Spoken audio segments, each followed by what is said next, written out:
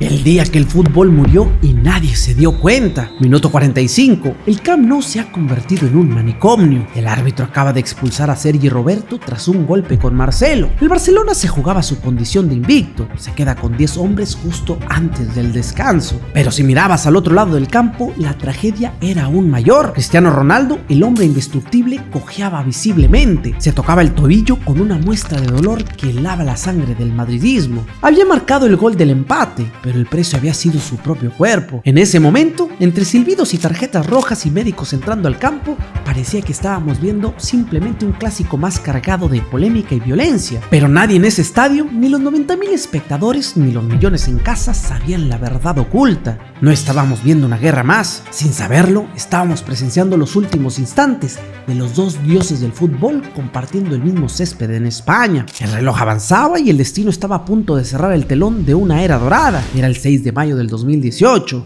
El contexto era extraño, casi surrealista. El Barcelona llegaba invicto, una máquina diseñada para no perder. El Real Madrid, por su parte, venía herido en Liga, pero con la mirada fija en su tercera Champions consecutiva. Era el choque de dos filosofías. El Barça tejía su juego hipnótico con Messi flotando entre líneas como un fantasma elegante, calculando cada movimiento con la precisión de una computadora divina. Del otro lado, el Madrid era un depredador. Un equipo que no necesitaba jugar bien para matarte, solo necesitaba un segundo de caos. La sombra que cubría este partido no era un título, era el tiempo. Durante una década nos habíamos acostumbrado a este duelo de titanes, pensábamos que sería eterno, pero esa noche la historia tenía preparada la pluma para escribir su último verso. El partido comenzó como una sinfonía perfecta y al minuto 9 el Barcelona golpeó primero. Sergi Roberto, leyendo el espacio como un veterano, lanzó un centro milimétrico al segundo palo y ahí apareció Luis Suárez. El pistolero no perdonó. Con una volea precisa, de esas que parecen fáciles pero son arte puro, venció a Keylor Navas.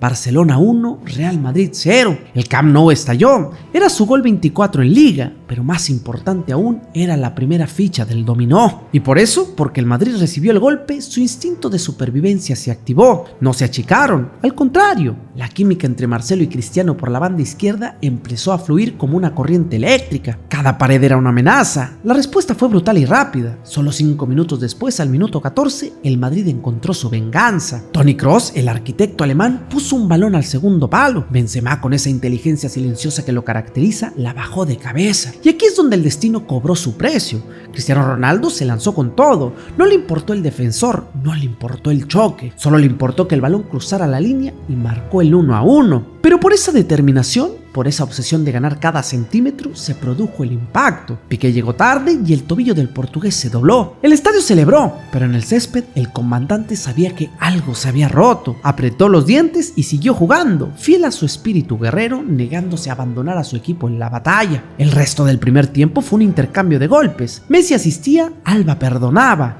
Cristiano respondía con cabezazos que rozaban el poste. La tensión subía, las entradas se volvían más duras. El árbitro perdía el control. Hasta que llegó la pesadilla del minuto 45, ese choque entre Sergi Roberto y Marcelo, esa tarjeta roja que dejó al Barcelona mutilado. El equilibrio se rompió. El Madrid olía sangre y el Camp Nou contenía la respiración sabiendo que tendrían que sobrevivir 45 minutos con un hombre menos ante el campeón de Europa. El descanso trajo la noticia que nadie quería escuchar, pero que era inevitable. Cristiano Ronaldo se quedaba en el vestuario. El dolor había vencido a la voluntad. Fue sustituido por Marco Asensio. Sin saberlo, habíamos visto los últimos pasos de CR7 en un clásico. Su despedida fue ese gol heroico, pero también esa cara de dolor. Sin duda, una final agridulce para una leyenda. El escenario para el segundo tiempo parecía escrito por una tragedia culé. Se enfrentaban contra un Madrid fresco y con Asensio volando por la banda. Cualquier equipo normal se habría encerrado, se habría conformado con no ser humillado,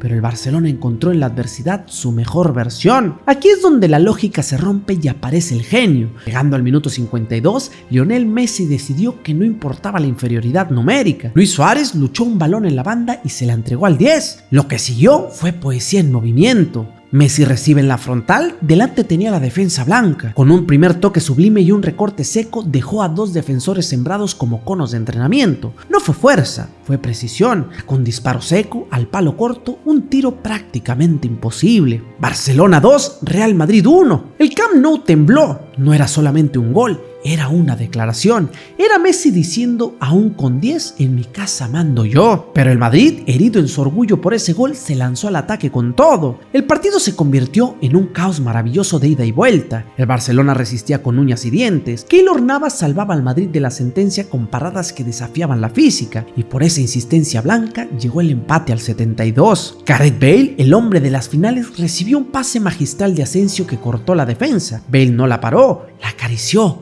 y con un zurdazo puso el balón donde las arañas tejen su nido. Fue un golazo para el 2-2 y el silencio volvió a caer momentáneamente. Los últimos minutos fueron de ida y vuelta constante. Messi, agotado con el rostro empapado en sudor, seguía intentándolo. Rozó el palo con un disparo que hubiera cambiado la historia. Keylor Navas volaba de palo a palo para negarle la gloria final. El árbitro pitó el final. El marcador diría que fue un empate, pero los números, como siempre, mienten. Lo que vimos no fue un reparto de puntos, fue el cierre de un libro. Tras el pitido, vimos imágenes que hoy duelen por su nostalgia. Abrazos, pero sobre todo respeto.